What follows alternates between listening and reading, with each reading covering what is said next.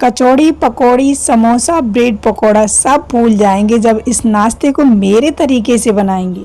इस नाश्ते को बनाने के लिए कच्चे आलू को कद्दूकस करके धो के एक बाउल में एक कटा हुआ प्याज, एक टमाटर, बारीक कटी हुई हरी मिर्च, मसालों में आधा चम्मच हल्दी पाउडर, आधा चम्मच धनिया पाउडर, आधा चम्मच लाल मिर्च पाउडर, आधा कप बेसन, फ्रेश धनिया और 1 चम्मच साबुत जीरा ऐड करें। अच्छे से मिला लें। एक ब्रेड की किनारी काट के बेलन से बेल लें। ब्रेड पे टमाटो केचप लगा के टाइटली रोल करें। रोल को बेसन और प्याज में अच्छे से लपेट लें। मीडियम गरम ऑयल में क्रिस्पी होने तक इस नाश्ते को फ्राई करें। नाश्ता फ्राई होने के बाद इन्हें निकाल लें एक प्लेट में और सॉस और चटनी के साथ सर्व करें। अगर वीडियो पसंद आई हो तो लाइक शेयर सब्सक्राइब करें।